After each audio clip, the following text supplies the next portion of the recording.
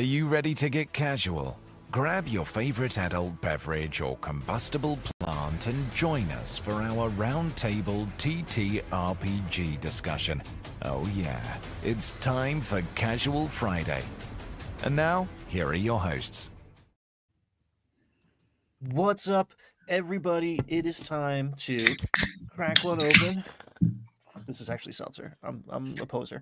Uh, and we're getting casual. We're talking about D&D and whether we like it or hate it. I don't know. It seems like there's a lot of opinions these days. So let's talk about them. One I'm way or your the other, we're perfectly going to figure natural it out host. today. Right. Today, we solved this thing. We got a new book. We got two new books and 17 different opinions about them. So I think that's what we're going to sink into the first half or so. We've got a brand new TTRPG by friends of the channels, Taryn, who released Vagabond and then dunked on D&D and said, I'm out. And we're going to talk about that too. He was running for fifth graders, and we've got opinions about getting new people, especially kids, into this hobby and maybe what we're looking for and what kind of tools you can use to do that. Spoiler, I think the starter set, pretty cool. Also, we're talking about clothes and other stuff. But I'm Ryan. I'm Brad. I'm Jim. I'm in the wrong square and I don't know where things are relative to me anymore. Let's talk about Faerun, adventures therein and heroes thereof. We got a twofer. The books are out. First impressions are in. We've been getting dribs and drabs, but it seems like a mixed bag. I see a lot of people being like, "Oh, these are a great setting book with a lot of inspiration."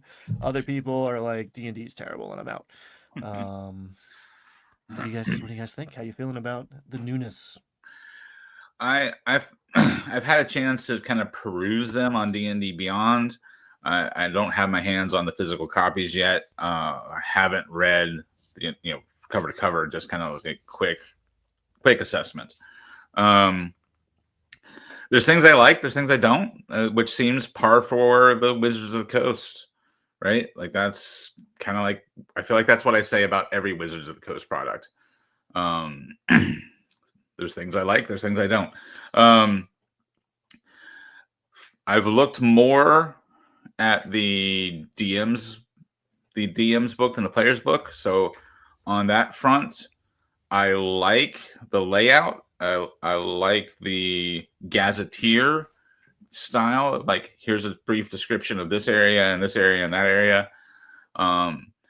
And I like the idea of having a bunch of like one-page dungeons. Really great conceptually, kind of flaccid on the delivery.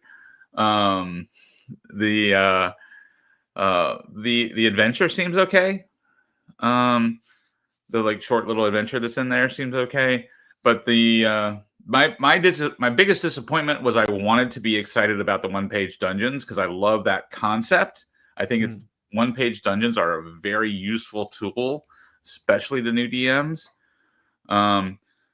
But they don't really deliver on quality, right? They're just a bunch of encounters. There's not like, good juicy ideas of like, versatile encounters where this could be a combat encounter or it could be a role-play encounter. Let your players decide. Like that's the good game design that you need in a one-page dungeon, so that you get, if you do that with every encounter, you have 4 encounters in a one-page dungeon, for example. You do that in every encounter, but all 4 of them have some sort of versatility to it. Is this exploration or role-play? Is this combat or role-play? Then you really have the potential for 8 different ways, those encounters can go instead of 4, right? And that's what I found lacking in those little one-page dungeons. I haven't done a deep dive on the subclasses yet, so I can't really comment on the player side of things yet.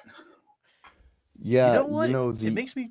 It reminds me though of I recently played in a one-page dungeon that was exemplary, and maybe it was just the dungeon master, but we had a really good time rocking the Temple of the Moon Priests. Is that the official title of Yeah. the dungeon itself? Yeah. So stay tuned after the show. Are we rocking and rolling with that? Yeah, We if you locked and want to loaded? see us play that one-page dungeon, it's going to be 85 minutes from now. 84 minutes from now, you're going to be able to watch us play that on the Landlocked Warlocks YouTube channel. Incredible. I've This is got why I belong on the reviews. bottom of the screen. We've got reviews from Screen Rant and EN World, and they're both pretty positive about the new Forgotten Realms books. But then we also have a review from Ben Milton over at Questing Beast, and his review is much more interesting because he's not like a 5e guy. He doesn't own a lot of 5e books, doesn't read a lot of 5e books, and so he reviews it kind of from the OSR perspective. And he makes a lot of good points as he's going through, saying things like, how come in this dungeon there's only one way to get from this end to that end? Like, how come you can't go multiple pathways through this dungeon? Or how come in this adventure, if you fail a check, there's no way to proceed? It's like he points out a mystery, there's investigation checks, and if you fail any one of them, then the adventure is just, I guess, over, because it doesn't tell you what to do if they can't solve the clue. So I thought that was pretty interesting. From an OSR perspective, he says, like, if I'm going to pay money for this, it has to be better than what I can come up with on the fly. Yeah, and Mr. Welch reiterates that in the chat. Like, they never take into account what happens if the players fail at a challenge, right? There's not advice to, like, it's not like there's not like a branching path. If they succeed, this happens. If they fail, that happens. Like, that's actually decent adventure design. That's not included, and this rarely included in WotC products. It's just kind of assume that you're going to handhold the players through it until they succeed. Is Mr. Welch is EN World kind of like IGN is to video games? Like every video game on IGN is at least an 8.0. Is EN World like that? I don't really know. I mean, when you're getting EN World seems to get a lot of exclusives, right? Like, right. Like Wizards uses EN World to announce a lot of things. So I wonder if even if there's no like overt reason for EN World to give them positive reviews, if you're constantly getting the exclusive, and you have like this rapport with a company, I feel like you're more likely to be positive. Yeah, I do recommend watching this Questing Beast video. There's a lot of good insight. He has made some very excellent adventures himself, so he knows what he's talking about. He's not just talking hands on the internet. But in there, he says, this feels just like a collection of combats. And I was like, oh yeah, welcome to 5e. That is in general, it's like, here's a room. These guys are in it. Roll initiative. And that's fun for a while in the beginning, especially when you got a shiny new book full of shiny new player abilities. But there's so much more available, and you get the combat for free. So unless it's a very sophisticated, like he goes through a siege in there, and it's just waves of enemies coming at you, and there's no real like tactics or siege equipment that you're using to defend against or whatever. And yeah, a lot of the map is sitting there, looks beautiful, right? Like this is better than any map I'm going to bake by myself, but I could certainly describe a more interesting place, off the top of my head or with a little bit of prep. And it feels like that's the stuff I'm looking for. Like when I get an adventure, I'm content just with a magic marker on a whiteboard. Like I prefer lo-fi stuff anyway, so I don't need the big beautiful map. I need cool ideas that are developed, and a lot of this feels underbaked. It could use another pass or two. Yeah, I feel like, maybe we should do this on the show. I feel like we could go through these, like take one pass through them and be like, oh, here's where you can add an extra entrance to this dungeon. Here's where you could turn this combat encounter into a role play encounter by adding an NPC here, right? Like, I feel like we could go through and with one simple pass, we could make like 2 tweaks to each of these adventures, and they would be significantly better to run at the table. So I 100% agree with you, Ryan, that like if you just had one more pass at this, you'd have a much better product. So do there's like- Dungeon Masters out there. Well, go for it. I was just gonna say I do like that they name the locations in the maps instead of numbering them, for the most part. Yeah, that is a nice touch. But yeah, I mean, as far as usability, it's laid out well. You know, the monsters are highlighted in red, or the stat blocks are highlighted in red. You know, it's easy to follow, but again, there's not enough meat on the bone to have good choices. And that's not just because it's a one-page dungeon, because I think each one of us have made one-page dungeons before, and they're better than these. So my point is not to brag about us. My point is to say you can put a decent amount of meat on one page. Yeah. I mean, I think maybe there's a certain kind of dungeon master out there who like this is exactly what they need. Maybe like to be generous. Maybe someone's looking for exactly this. Like I just want a series of combats, and I'm willing to pretend that the level appropriateness of the balance is there, and I will bring all of the narrative intention to it, and I will give better plot hooks based on the characters, and I can lift this cleaner out and plop it into my homebrew world because there's so little connective tissue. But that's not me. You could almost like turn to a page in the monster manual and be like, all right, we're doing goblins tonight. Grab a map off of the internet and be like, all right, this is where we're fighting, and you get to the same place. Yeah. I mean, I I ran Shadow Dark last night, and half of my players couldn't show up, so we did a little side quest for the 2 players that did. And I just pulled out the Shadow Dark random encounters, just the wilderness random encounter page. And I had the 2 players each roll percentile dice 3 times. So I had 2 sets of D100 numbers. And I just took their 2 rolls and made an encounter out of their 2 rolls, right? So they rolled like blood vines and a dire wolf. So I put a dire wolf tangled up in the blood vines, right? And I made 3 encounters out of those 6 rolls. And that was a far more interesting game than I think just about any of these like prefab one-page dungeons. And that was totally created on the fly with my players at the table. This the player's book does have 34 new feats. It's a lot of feats. Yeah, I'm interested in kind of perusing those and looking at the subclasses. I know we looked at I think most of these subclasses when they came out in our Unearthed Arcana, but I'm interested in going through these and like looking at the final version, and I'm sure I have thoughts, but I mean, I think subclasses are cool for if you're going to play 5e. Subclasses are cool, and the more subclasses in a lot of ways the better. But but also, if that's your thing,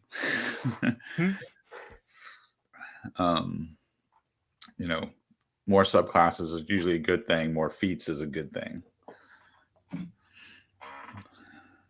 It does seem, and this kind of dovetails into the next portion of our conversation too. It seems like we are looking at D&D Beyond first, like software-driven interaction with the game. That feels like it clarifies a lot of the design choices that they are making. As a book, it's like, but it's like, no, you don't understand. This is just a collection of things that are going to be on D&D Beyond now, and it's a question of how the tags interact in the back end with the SQL database. And like, then this is cool because people like feats and character options, and people just want to make characters, and the running of the game, whatever. Leave that to the professionals, those dummies. Yeah, I think it was Indestructible that made this point. That it almost seems like the changes made from 5 to 5.5 was to reinforce the need for D&D Beyond, right?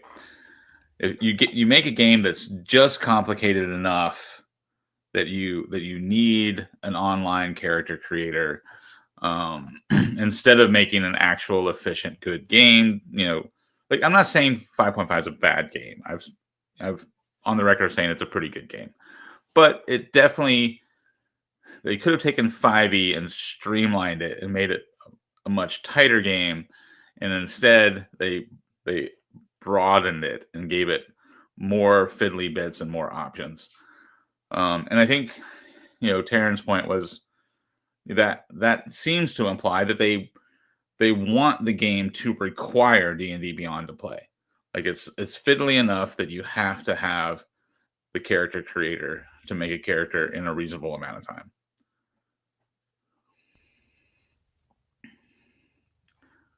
I have struggled to get players to not use D&D Beyond as much because things get lost. If you're running a character on D&D Beyond, there's tabs and tabs and tabs of stuff, and it takes you 30 seconds to find your save if you're on your skill or whatever, and you're never going deep enough to look at your inventory ever again or the features that you forgot about. How do I find what languages I have? So like I'm all about accessibility, simple, easy, quickly at hand information, and the more you slap onto it, the more bogged down it gets. And I think we're in this weird place, but we're in the beginning of a system, really. As much as this is a continuation of 5e, this is the fewest options we're ever going to have in 5e24, and it's already kind of bending. The support system is groaning under how much decision making and choice points and feats. It's just gonna get more and more heavy and complex and in the way of the fun. And Mr. Vincent, it's ironic that you say this because this does kind of dovetail into the next topic, and this is one thing that Indestructible Boy talked about in his video, ignoring D&D 2024, which is, I watched this video today and I put in my notes, Indestructible Boy quits D&D again, says this is the last time, breaking news. She keeps saying it, Taryn. One of these days we're going to hold you to it. But he talked about running D&D for kids, and talked about the challenges of trying to make analog characters because he was running kids at school, and at that school tablets and phones are banned, so it was all analog.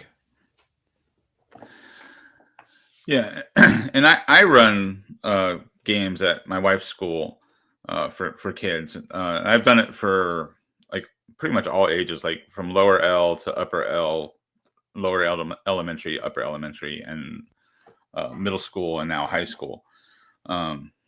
So and I agreed with most of what he said about that. I actually picked up the new box set, the Heroes of the Borderlands or whatever it's called.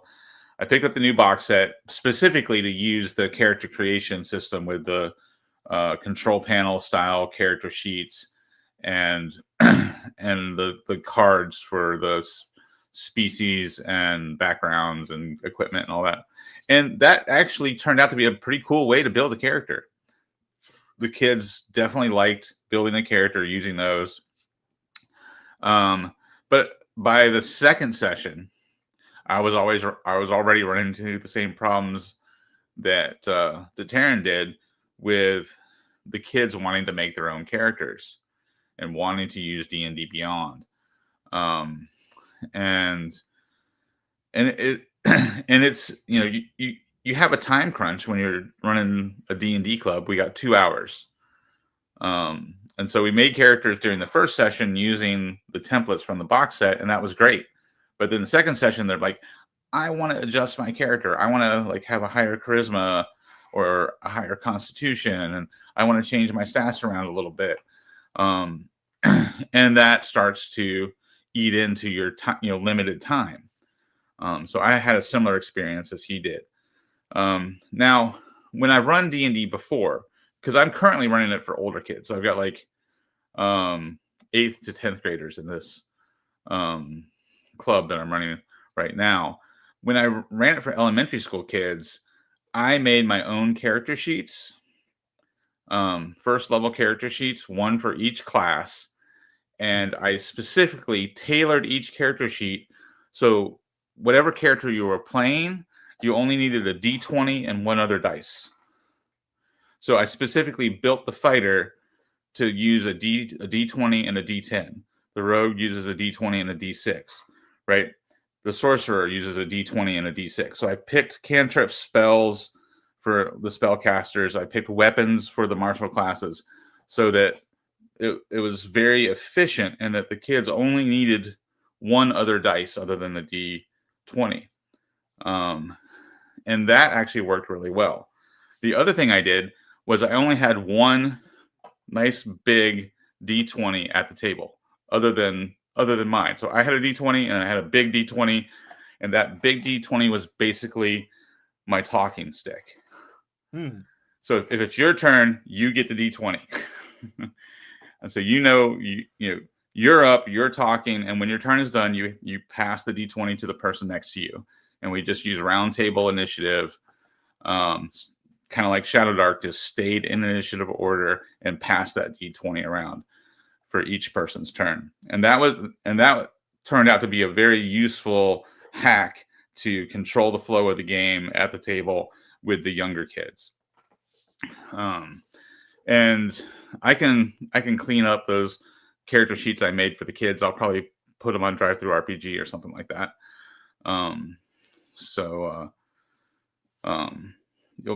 You'll be able to download it. When I do, I'll post links on this video and in other videos. But yeah, that was what I found to be super useful for running games with kids. But that again limits choice, right? Because as the kids get older, they're online more, right? They're watching TikTok, they're watching Insta Reels. They're like, oh, there's this cool thing you can do with a character build.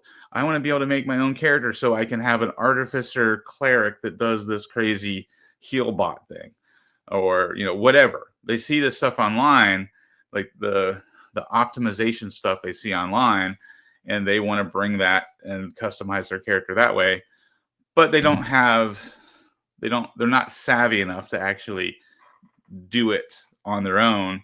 So now it's like a whole side project where they want you to help them build a character sheet that's going to do this thing that they heard about online. And that's both the kind of the beauty and the flaw of Wizards of the Coast D&D ever since 3rd edition, right? Is that character customization has a real appeal to it, but character customization makes the game unnecessarily fiddly and complex. It does feel, and I say this a lot, like D&D is a bunch of different games held together with bubblegum and duct tape. And one of those games is character creation. Like, character creation is a mini game. And if you don't think so, go onto Reddit and watch people arguing about 17.3 multi-class builds that they are never going to play. Like, they're just tinkering for hours with character, and like, cool, okay, I get it. Like, enjoy that happening at the expense of the rest of the game, right? Feels bad to me. Like those sessions where it's like, all right, I've leveled up, like I've reached a story beat at the table. It's like, all right, you gain a level, and it's like, okay, that's the end of this session then, because now everyone is looking at D&D Beyond for the next hour, picking out spells and whatever, and it's like the game itself grinds to a halt, and everyone's enjoying that separately in their silos. It's almost as if maybe there would be a cool solution of like making that a little more gamified in interactive. And I think maybe Daggerheart achieves this to a degree where it's like, oh, cool, you're bone, I'm also bone. Here are the bone cards. Let's make sure that we like differentiate our abilities. Mm-hmm. That adds a little bit. And that's kind of what the starter set has going for it, right? The idea that the starter set is bad because character creation is tough. It's like, no, they solved it. Just very temporarily in a very limited way. And if Right. they could apply that going forward to give me the other classes at the least to level 3, we could go a lot further with the kid who's just savvy enough that he knows he wants to play a paladin, but doesn't recognize that it's going to take him 45 minutes to make a paladin because he's not super well versed in the process. Yeah, and that I actually experienced that just this week at D&D Club, where one of the kids wanted to make their own character. They wanted to play the same character they were already playing, the one they had built with the cards from the box set, but they wanted to make a few changes. And so while we're setting up, she's over there trying to tweak her character sheet. But then the analysis paralysis sets in. It's like, ooh, what's better for my wizard? Is Dex or Con better? Right. And now there's a discussion over, do you want to have a higher armor class or you want to have more hit points? And so we've all been at that point in character creation where you experience a little bit of that, like, ooh, tough choice. But for a kid who doesn't really understand the game fully yet, that analysis, paralysis sets in, and they really want to do this thing, but it's more challenging than they realize, and they kind of bite off more than they can chew. And now they're spending half of the session, so they're spending an hour out of the 2 hours they're playing, because I just keep playing with the other kids, and she's still over there like tinkering with her character sheet. A +1 here, +1 there doesn't really matter. So when I'm like, hey, it's your turn, and she uses a cantrip, no big deal, and she goes back to filling with her character sheet, but it just, to Indestructible Boy's point, it is unnecessarily weighty, and it does create that kind of almost a double bind where the kids I want to play real D&D, right? They've been playing this fast, streamlined design game that, I kind of riffed off of D&D and made a game for them to play when they were elementary school kids. But now as they're older, they're like, Mr. Brad, we want to play real D&D, and I'm like, okay. The fun part of character creation is when you're done with it. It's finishing the character creation that's really the fun part. It's not while you're in the trenches adding +1s and +2s. Yeah. Spoken like a writer.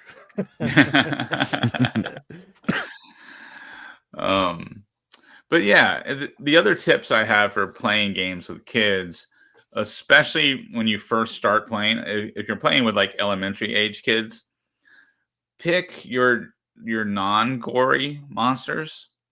Like, funny story, the first time I played with my kids, they were like, what were they, like 12, 9, and 6, right? And after we played, the kids had so much fun, and the next day the grandparents come over, and the 6-year-old is like, Nana, we played D&D, and Big Brother stabbed the witch over and over and over and over again, and the grandmother's looking at me like, what game did you just play with my granddaughter?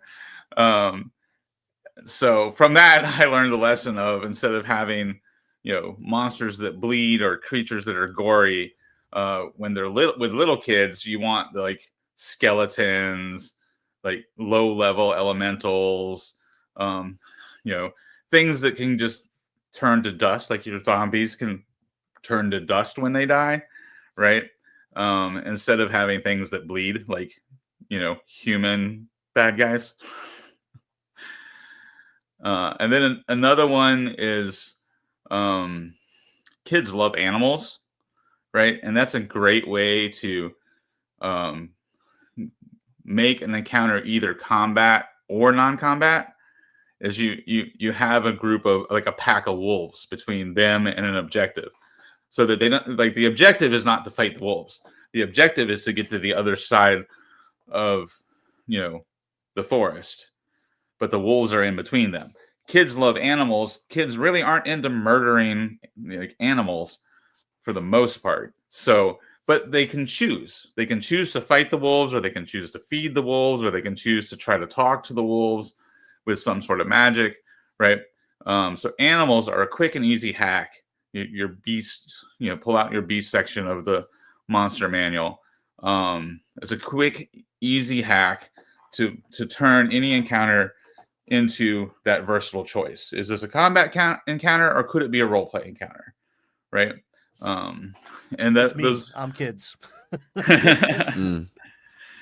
But yeah, so but beyond those simple tips, just good dungeon design, just good game design, like having more than one entrance to a dungeon, right?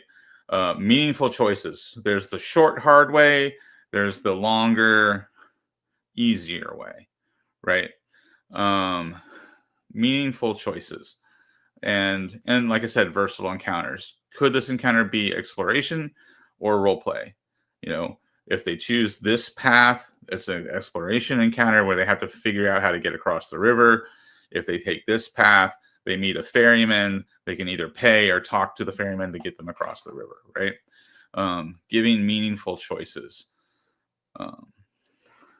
So, And I think that's what's missing from a lot of those one-pagers that we were talking about.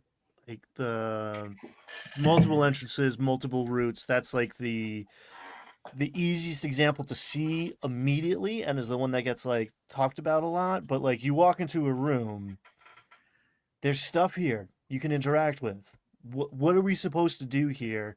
Is like the death knell question for me, and I get it from adults. Like children, interestingly, are less likely to ask that until they've been trained to. But the idea of, all right, there's a fountain, there's a chalice. What do you do? What button do I push to advance to the next screen is not the question I want anyone asking, And that Yeah. seems to be what a more complex software driven game gets you to, and a very linear combat oriented style gets you to, and all that stuff is there and is okay, but is now taken over, is now like the primary thing, and the creativity goes away. The interesting thing, like what's going to happen here, is the dynamic question that like I keep coming back to find out. Like I don't running the same adventure multiple times and having different outcomes, different stories to tell after the fact, is the best part of being a dungeon master. Not perfectly crafting the linear story that I'm making my friends experience, whether they want to or not. Not the point, not the idea. The idea is like, whoa, I am surprised about what's happening right now because someone had a cool idea interacting with the thing in a way I couldn't have thought of by myself. And that's the good stuff. And it feels like a good adventure cultivates that. A good starter set cultivates that. Mm-hmm. And this one does so a little bit by having different types of play available, right? Like it's broken up into 3. And the keep is a little cozy cottage core, which Taryn was like, "Well, this is not the D&D I want to play," and like, it's not the D&D I want to play either. But it's there for Brad running 5th graders. Like, maybe they want to catch goats and not slaughter them, or maybe they want, as Glenn is saying, to go see what the price is for goat meat on the black market and run with that. Hey, free goats. Yeah. So what was your take on Taryn's accusation that the adventures in the box set are a little cozy core? I mean, I think it's accurate, and I think it's the first thing you come against, and it's very easy to forget to let go of all your experience / baggage when approaching a product like this. This is supposed to be someone's first introduction to D&D. or an experienced person getting it to bring new people in, and those new people oftentimes are going to be kids. Not necessarily, right? I was in my 30s when I started playing D&D, but like potentially, maybe these are kids coming to the hobby. And in a lot of ways, those first like fetch quest things that I would skip, I would be like looking at my dungeon master sideways if they wanted me to like run around town finding goats. Like this is not my idea of a fun time. Like it's the training mission. It's a tutorial. It's to figure out how to roll die and add a number to it and figure out if it beats the DC. And it's something that you can elide over very quickly if you have experienced players. And it presents this like opportunity to find out what kind of game you like in the first place, right? There's someone at your table who's going to light up because they want to play Farm Simulator, right? You don't want to run Farm Simulator. Cool, that's a conversation to have, maybe outside of the game. But the idea that D&D can contain multitudes, here's a little smattering of like, this is what town is like. Yeah, you don't like it, it's boring. Yeah, the point of the game is to leave here now and go to the Caves of Chaos, where there are like this is some intense stuff going on. It is a first level adventure, second level adventure where characters can get smoked. Like you can get crit and die from a goblin arrow. There is spoilers, but there is an ogre who could pretty much one shot most of the characters for most of the levels, who is for hire, but he refuses to go over there because in this place his brother died, and he refuses to go over there because that's where his dead brother has been resurrected and is now guarding the door, and he can't deal with that. So like, I don't know, that's a little heavy. That doesn't feel super like cozy to me. The ogre zombie family trauma cycle.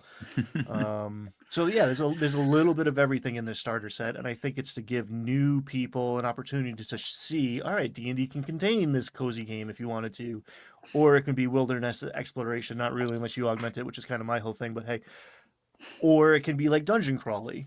Go fight monsters, and hey, it turns out most of the buttons you have on this screen are do damage to monster, so that's what you're going to lean into. Yeah, I haven't, like I said, I just picked up the box set a couple of weeks ago, mainly to use the maps and the character sheet, character card creation system for D&D Club. I haven't actually run the adventures in the box set yet, but I still think the D&D box sets are the best products. Like I really like every one of the box sets. I've run adventures from each of them, and overall, I think the box sets are the best Wizards of the Coast content. But again, I like low level play. I'm not into like running, like optimized characters who are like 16 levels of this and 2 levels of that and 2 more levels of something else. That's not my style of play. I keep my games usually between 1st and 8th level or 1st and 12th level. So yeah, I like the box sets, and I think this box set is good, and that's why I really wanted to like the new Faerun book, the new Forgotten Realms book, when the news came out that there was going to be a bunch of one-page dungeons in it and a short adventure. I was like, that could be really cool. But like I said earlier, I was kind of disappointed in the delivery on those. And I think it's the lack of that one extra element, like in the box set, the starter set. The complaint can be that they didn't connect it enough, which Mr. Welch is talking about in chat right now. Of like, there's not that the keep and the caves are very separate on purpose because they made it theoretically possible to have different DMs running it. And there's a cost to that, but I love the idea of the first introduction to D&D. It's like, cool, play D&D. Next week, run D&D. Oh God, I love that. There is an opportunity cost there where you can't really contain spoilers one in the next, and yet still, there's like this birthday cake is one thing. There's a couple moments. There's like someone's niece somewhere else, and you can find out. There's the the big bad had a relationship in town. There's someone in the wilderness who could kind of put those dots together if you talk to them. So there's like elements there that make it more than just, hey, walk in the store, fight these guys, fight those guys, fight these guys.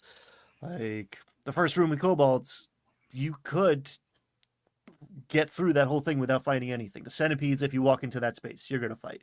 But like there are kobolds here, you can reason with them because they speak language, and they have a problem that you could solve for them if you're savvy. And you could do that in different ways, and you could deceive them, you could befriend them, or yeah, you could slaughter them all. That's there, and that's fun sometimes, and that's D&D, and that's kind of like the lowest hanging fruit. So when the dungeon is designed to do that, primarily, it feels like you missed a trick. Yeah, and I think that is kind of the core issue with dungeon design, adventure design in D&D. I think from the beginning is that the adventures are designed with combat in mind, and I think you should instead design your adventure with exploration and role play in mind, because players can take any encounter and turn it into a combat encounter, right? Everything in the game has a stat block. It's really easy to default an encounter to combat. So if you design it, if you do your dungeon design, like 70% combat, 10% exploration, 20% role play, right? Then like it's going to feel like it's 100% combat, because players are going to turn some of those non-combat encounters into combat encounters. Where if you just design the whole thing to be 40% exploration, 60% role play, then the players, but still have the potential for the players to turn any of those into combat, you're going to have a much more balance. You're going to probably end up with like 30, 30, 30, or, 25, 25, 50, with 50 being the combat. And it's always easier to drop combat into another situation. Mm-hmm. If you have then the other way around, if you have a combat focused session or a combat focused campaign, it's harder to drop roleplay into it, or it's nearly impossible to drop exploration in. Right. But if you have exploration and RP focused adventure, you can drop combat in anywhere. It's very easy, just in the next room there's some monsters, go. Yeah, so exactly, Jim. If you design your adventure to be mostly exploration and mostly role play, and then have like a random encounter table for combat, or have your NPCs have bodyguards or vicious animal pets, right? Then there's an obvious way to derail any encounter into combat. So I think it's a matter of like just approaching the design with exploration and role play first. And it might be baked into the core of it all, though, of the inflation of the character ability and resource. Like, you've got a system where the first fight never matters. You need to hit him twice to get him worn down enough, like by the book, to get the third fight to actually be interesting. So not only is it combat forward, it is also combat irrelevant. We're doing one fight in the dungeon, they can just go supernova. So now I have to put in a couple other fights before the big fight to get them softened up a little bit, to do a little resource depletion. And in a dungeon crawl that goes a lot faster through combat, that can have a lot more space between the fights, that's one thing. But when combat takes an hour and I need to get 3 fights into my 3.5 hour session, I guess we're just doing, we're fight to get this to the appropriate challenge level. And that's why I stopped writing for DM's Guild. Yeah. Phil is a good question here. Yeah, that's a great question. Go ahead, Jim. Oh, the question's there. All right. I'm hosting. I'm sorry. Would you all say blending exploration and roleplay into a one-page adventure is a more advanced dungeon master skill since there's no room for a lot of details? Yes, absolutely. I try really hard, and I think it's from my like English major, whatever poetry background. Like the economy of language. When I see like Dolmenwood is an incredible example of this. When I see a sentence that expands in my mind like those little pills that turned into spongy dinosaurs when I was a child, that's what I'm looking for always. That's what I'm trying to make always. The idea that this character is weird and interesting and wants something, and that is a tiny little machine that's going to propel itself into story, or whatever. This chair is leaning back against the wall, and if it tips over, it's going over the cliff. Something's going to happen there without me finishing the rest of the thought. That is, maybe it's not dungeon mastering, maybe it's the next step of like adventure creation, adventure design, which I guess is really at the core of dungeon mastering too. But those things light me up much more, and I find light me up to make much more than like, how are we going to spice up this fight? And like ultimately, usually the answer is one of these. It's environmental or it's social. You change the stakes, you change the objective. Yeah, I think good writing helps. Like if you can be succinct, and you can't like explain a whole like role play encounter with like multiple incentives and multiple motives, but in a one page you can, if you pick out like I'm trying to find it there. I have an example. It's a one page one shot I did, uh, um, where there's 3 NPCs in the dungeon, and each one has a motive. So at the beginning, or like at the top of the page, there's a block of like, it's basically 3 sentences. There's 1 sentence for each NPC that gives their motive, right? And then in their little description, whichever room they're actually in their description, I give them an additional comment of how they're going to approach combat, right? So this NPC is going to try to, lure the players towards the shambling mound. This NPC is going to try to maneuver around the players to use their methods as best they can in combat. This NPC is going to fall back and hide behind all the myconids, right? So it's it's 1 sentence description at the beginning. What's their motive? 1 sentence description in their room entry. Kind of what's their tactic, right? So in 2 sentences, I've for each NPC, so total of 6 sentences, I made the dungeon as dynamic as I could for a 1-page dungeon. So, but it's like it's an economy of words. Like you have to be succinct and give some sort of something juicy about your NPC or about your monster in like 1 or 2 sentences. Yeah, word economy is pretty important, but when running it, you don't really need as much as you'd think to run lush roleplay. Might get caught up on backstory, on deep-seated trauma, and none of that stuff really matters. All that really matters for an NPC, if you're really tight on word space, is what they want.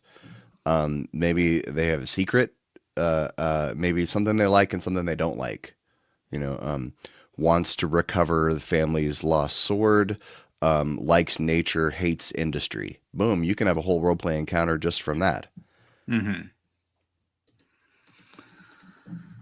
And whatever the character is that you're running, just insert at the end like, would prefer not to die at the hands of these jabronis, and like usually that'll help you run them better. That doesn't seem to be a consideration in a lot of the design. Hey guys, we're cooking through time, and I'm in charge, and I forgot about that. And there's an actual play coming up very soon that was dope. I am actually very excited for this one because we had a great time, and it's been long enough that like I'm gonna watch it with fresh eyes. So make sure you are subscribed to Landlocked Warlocks and you watch that now or in the future. If it is already in the future when you're hearing me say these words, it's a good one. It's a good one. Is there a way for me to drop a link in the chat? Yeah, sure. I'm trying to figure out. Like, I was going to try to drop the PDF of that one-page one-shot that I was just talking about. I found it in my myriad of files. Mucho gusto, Joaquin. So, if it exists on the internet already, you can't put a PDF into the chat. right? But you can. Yeah. I know it's hyperlink. Yeah, it's out there somewhere. I'll see if I can find the hyperlink for it. Hey everybody, Google exists. Brad, you want to talk about these sweet threads that you added to the agenda today? Yeah, crazy thing. I've been helping my wife assemble a new wardrobe. My algorithm is feeding me a lot of women's clothing right now because I've been buying a lot of stuff for my wife. And this cool link to D&D clothes came up. Like, we've talked before about D&D is under monetized, and people fear that that means that D&D, like Wizards of the Coast, is going to microtransaction the game to death.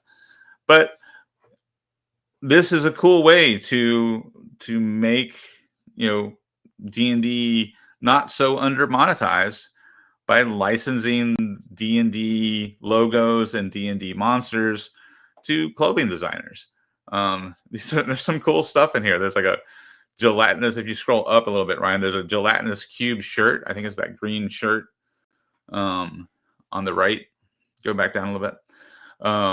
It looks like a skeleton's dissolving inside a gelatinous cube on this one particular shirt.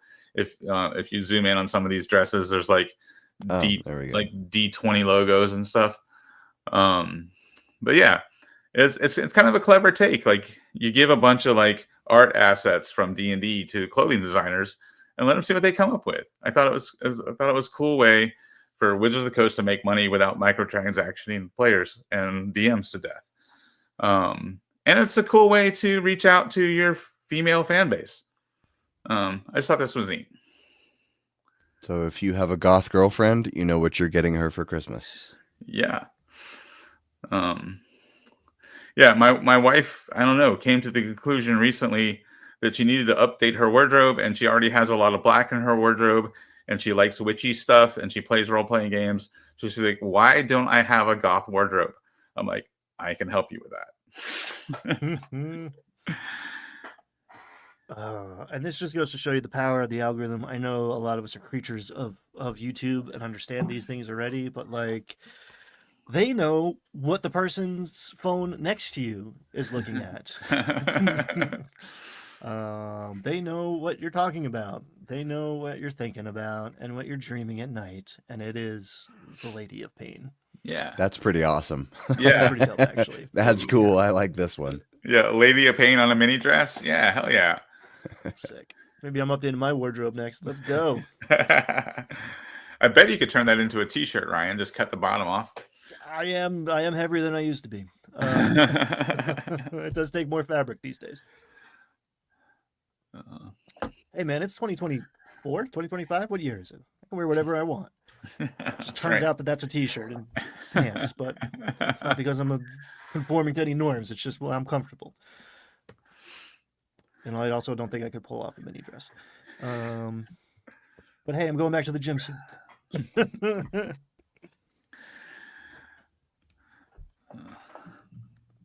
Gender equality in D&D. That's a whole. That's another 90 minutes conversation. Oh yeah. But I think what do we got for our roundtable discussion? It kind of goes right along with the things we've been talking about, right?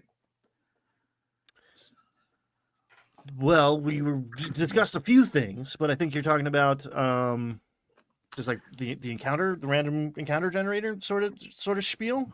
Or the tone, the setting the tone, right? I feel like that dovetails nicely into, like, we've been talking about dungeon design and critiquing Wizards of the Coast dungeon design.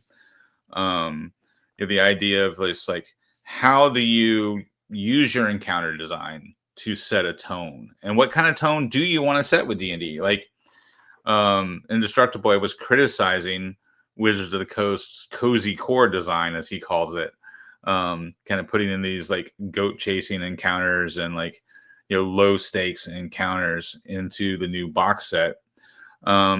What do you do if you want a cozy core style game? How do you set that tone? Or if you want like a dark, sinister, more that grim dark tone, how do you set that tone? What do you guys do as DMs to kind of set a tone? I think that the primary way, the best way, before you're even talking about word choice or aesthetic, is buy-in. This is session 0, everybody getting on the same page. In my experience, there's a lot of stuff you get for free, and we're making jokes. It's happening. 5, 6 friends sitting around, hopped up on sugar and/or alcohol. Someone's cracking a joke at some point, especially if you are doing a good job raising the stakes, creating dramatic tension, like just to blow off steam as a survival mechanism. At least the people I hang out with are going to make a joke. The comic relief comes free. The comic relief comes free. So I'm always suspicious of the real zany gonzo stuff. Like, you get there automatically, I think. That's someone's preferred method of play. And we want to know that immediately. I want to discuss with the players. In fact, for our mini Daggerheart campaign, we should have recorded this because it was one of the cleanest ways I've seen it go down. Jim was like, all right, 1 to 5. We don't even have to talk about it. Like, I'm just going to write down, we're just take a quick poll.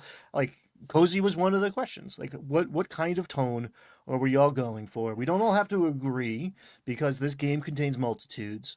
However, the understanding of what you're looking for is going to help me deliver it and not get frustrated that you're stepping on my high dramatic moment with your comedy, or you want to go chase goats and like, God, I didn't make a goat chasing adventure. Like, what the fuck? What are we gonna? I can't do this for 4 hours and have a good time.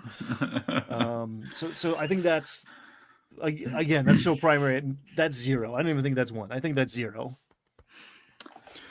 Yeah, 100%. Ryan's right. It starts with the buy-in, and then I think when you're actually running a session, I think that the tone follows the tropes, and like a novel is in a genre if it has enough of a genre's tropes in it. But if you mix in other tropes, it becomes a different genre. If you have tropes like a missing jewels and crime, and you have all these mystery tropes like bumbling police and that, but then you add in the trope of aliens, it's not a regular mystery anymore. Now it has aliens in it. So the tone follows the tropes. And like, if you want to have a spooky setting, a spooky session, just make it rain. It's rainy and dark and cold. It's that simple. It's like just the stuff that they do in the horror movies to make things scary. Do all that, wolves howling in the distance. The moon is full. There's fog out. You dump in tropes like you're adding salt to a dish, and you dump in the right amount and enough tropes, and it's very clear what tone, what genre you're in. Mm-hmm. Yeah, I agree with the buy-in thing. 2 examples of like getting players to buy in to the setting, to the tone. There's one time I was doing kind of a sci-fi horror thing. We were running D&D, but it was the players were on a Lithid ship, right? So the mind flayers were gone. The ship was crashed. The mind flayers were gone, but all the like weird science that was left behind by the Lithids had come to life in its own way. So it's like this creepy spaceship kind of vibe. And I just told them up front, we're going for survival horror here. So I'm going to give you advantage whenever you role play being legitimately afraid. If you're role playing being afraid in a situation that would warrant your character being afraid, I'm going to give you advantage. And that's all I did. It was like those 2 sentences. And that was enough for the players to buy in and be like, oh yeah, I'm going to get advantage. Because I also, and I also told them, because we're going survival horror, things are going to be tough. So you're going to want to get that advantage as often as possible. Right.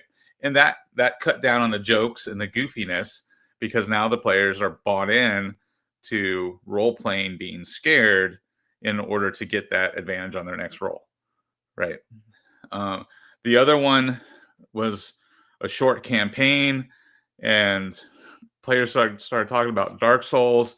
And I said, if you guys want to run a grimdark game, I would be more than happy to run a grimdark game. Like, that'd be so cool. Yeah, grimdark, make it super challenging, super hard. And you know what happened? They role played like 10 out of 12 encounters for the first 3 weeks because they were scared to die. So they role played their way and stealthed their way through as much as they could, because they didn't want to get into combat, because we declared from the beginning, this is going to be tough. This is going to Dark Souls style grimdark. And it doesn't take much to get the players buy-in, as long as they're, they all want to do it. Yeah, and to Jim's point, getting everybody on the same page and then giving them the tools to be on that page and reminding them they're on the page, because we're not trying to reinvent the wheel, right? Like, we're all very comfortable grabbing from this bag of horror tropes, because we're not trying to figure out how to yes and aliens. Like, I think a lot of new DMs are trying to make something new and exciting, and that's hard to do by yourself and almost impossible to do well improvisationally with a bunch of other people at the same time. So staying in the lane that you have established does a lot. Yeah, and my 22-year-old daughter says, Dad, I miss playing D&D. I want to start playing again. Like, can we put together a group? And I'm like, of course. So I started throwing out ideas, because we're putting together this group. It's going to be mostly women. And I was like, so what kind of stuff do you want to play? And the topic of mystery comes up, and my daughter's like, oh, mystery in D&D, that would be really cool. And so again, getting that buy-in, like, I would love to. I've tried to run mystery games multiple times, and my murder hobo male players just don't really buy in. But like, I'm now excited to get this game started with a bunch of women players who are bought into the idea of doing a murder mystery in D&D. Like, that's really cool. So I agree that getting buy-in is one of the best ways to set tone. And then to Phil's point, talking about cozy core, right? He says it's much easier to turn cozy into dark instead of the other way around. I did an adventure one time where it was a super cozy town, and there was a bunch of like halflings and humans all living together in this little cozy community. And it was kind of like, I originally set it up as kind of this safe haven between dungeons, right?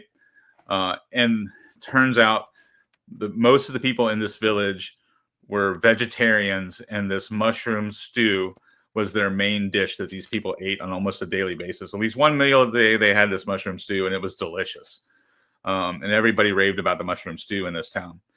And then, plot twist, the players, something goes wrong. The players investigate.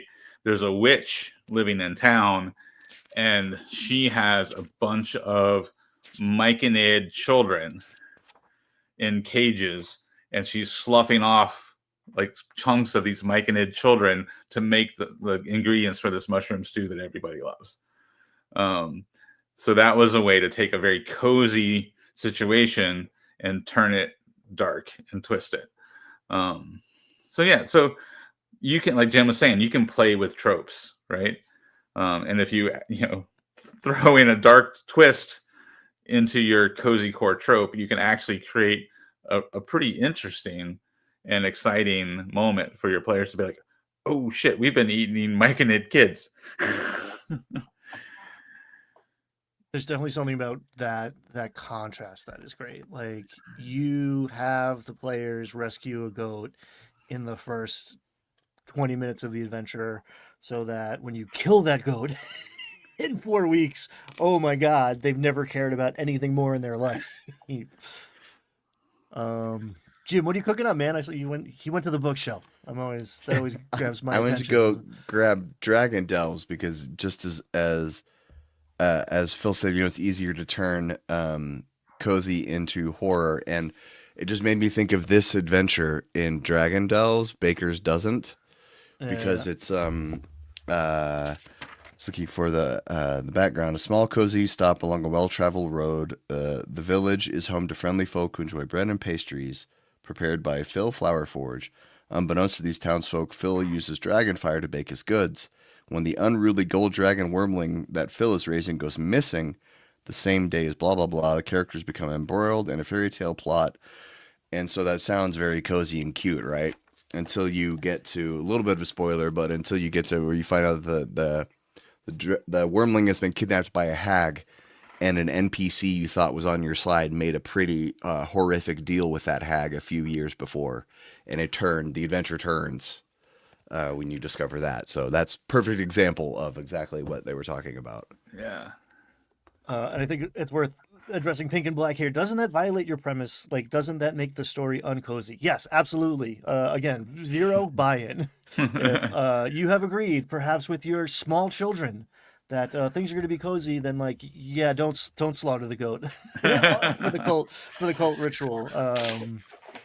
Don't reveal that the girl sold her brother to the hag in exchange for candy or something. Leave that part out. Yeah. Again, go watch a Disney movie and then go read the folklore that it's based on. If you were looking at cool ways to do that head fake. Well, and the other thing too is you can, if you have you're always going to have multiple players at the table, and if those players have a different preference, like one wants cozy, one wants dark, yes, you can blend them together. But you also, if one person really wants a particular style of game, you can also keep them very separate, right? So one way to do that was with a points of light style campaign, right? Where you lay out a map, or you explain to the players, these towns or this city is the safe zone. This is where you're going to role play. This is where you have to go back here to level up. And you can, so if you got somebody at your table that really wants cozy, or really wants emotional driven, dramatic role play, then incentivize them to go back to the city. You have to go back to the city to level up, or you have to level up in one of the towns. And then you put that cozy stuff, or the drama, family role play. Here's where you can explore your backstory and tell your, emotional, your emotional family drama. You can do all of that in town. Then outside of town, for all of the rest of the murder hobo players at your table, fair game. This is where everything's dangerous. You're free to murder stuff without consequences. And you can, so you can set the tone in multiple ways, especially if you're running a sandbox. This section of the sandbox is cozy. The rest of the sandbox is dangerous, right? That way you can tailor your game to multiple different styles of play. Yeah, there's a reason the townsfolk are not going into the mythic underworld. It's bad down there. It's dangerous. And right. Then within the game, the players are making the choice to turn on or off the cozy town switch, or the let it rain blood switch. Yeah, the members of this town never cross the river. They'll go to the river to get water, but they never go to the other side of the river. That's a way to broadcast that things are dangerous over there, things are safe over here, right? And that allows you to have multiple tones within one game setting. I am looking forward to future updates on your mystery campaign. And just as a caveat, as someone who has run a woman majority table in the past, the assumption that they're not also going to be murder hobos is false, right? Like if they're going into it, cool, but like, whoo, I pulled out the X card. I was like we can get dark and weird, but like not that dark and weird. So don't assume you know what's coming. But Oh, I am curious how you navigate a mystery in D&D because it is a challenge. yeah. Well, and to your point though, my wife can be a terrible murder hobo. Yeah, and she's a theater kid. I totally expected her to come to the table and be ready to role play, right? And we have played other games. Like we're both playing in a Vampire the Masquerade game, and she's loving the role play. But when she gets to D&D, she becomes a murder hobo. I mean, that's me. I am a theater kid and I am murder hobo. I am both. I am full theater kid, full min-maxer. I'm everything. Yeah, I contain multitudes. That's great, That's what's great about this game. I think that's why D&D is still the 50,000-pound gorilla in the room.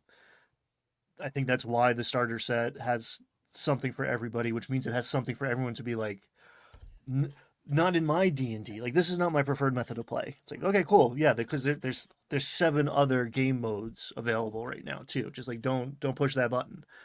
And I think to guys like us who maybe have varied interests, who love that grimdark shit and would get bored of it if we did it every week for a month, like that's why we keep coming back to D&D. That's why, whatever, we can talk about what's wrong with it for an hour. And this isn't a video about quitting. This is just us figuring out how to make it slightly better so we can keep doing it as hard as we can. Right. And I think that's the beauty of TTRPGs, right? Is the customization and the homebrew ability, right? I think that's what really made the community thrive, right? Like go all the way back to like early conventions, like before the internet, people would show up at cons with their zines. This is my homebrew zine. This is how I play D&D, right? And that was an introduction to this whole world that we've now grown TTRPGs into, of like, how do I homebrew this? How do I change it? How do I make my own content? How do I make my own world? Right? That's what a lot of young DMs want to do. I want to have my own continent. I want to have my own, campaign setting, right? And that's the beauty of the hobby, right? Is making it your own. If you want to watch us play a game that isn't D&D and have a blast doing it, get that crunchy min-maxy stuff off the table so that the real weird beating heart of the thing can come through, shining through. Stay tuned. We are minutes away from the premiere of the Temple of the Moon Priests, which is it's free, right? It's freely available on the internet. Like the adventure itself is just like out there in the world.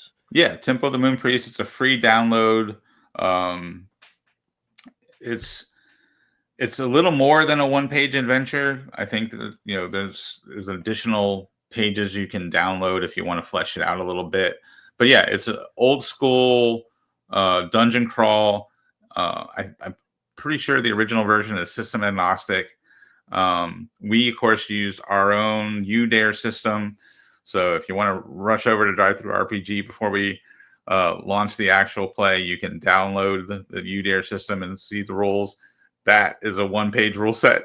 So we're basically playing a very rules-light game with a system-agnostic dungeon, and the hilarity ensues because the rules get out of the way and the role play comes out. And it's not too long either. It's about 2:20, 2:15. It's pretty tight runtime. Half a CR. You can do that. You can do 2 hours and 15 minutes. Come on. And about 15 minutes from now, that's going to be starting. And we're going to be in the chat. You can chat with us while you're watching it. All right. Any party words before I push this button? Everyone have a good Oh. weekend. Oh, we're done. No.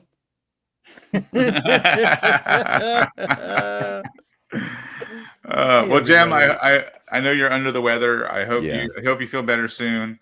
I hope I didn't talk too much, but I was trying to save your voice. My parting word is pink and black. I dare you to watch our actual play because I think you'll like it. I dare you to watch it. I dare you. Snap. Dare you. We're not like the other actual plays.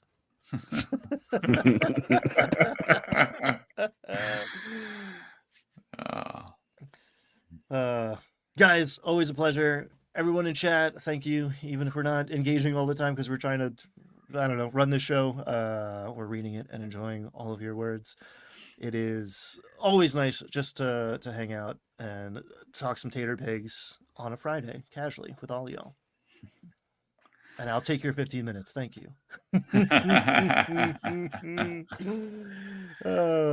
Bye, everybody.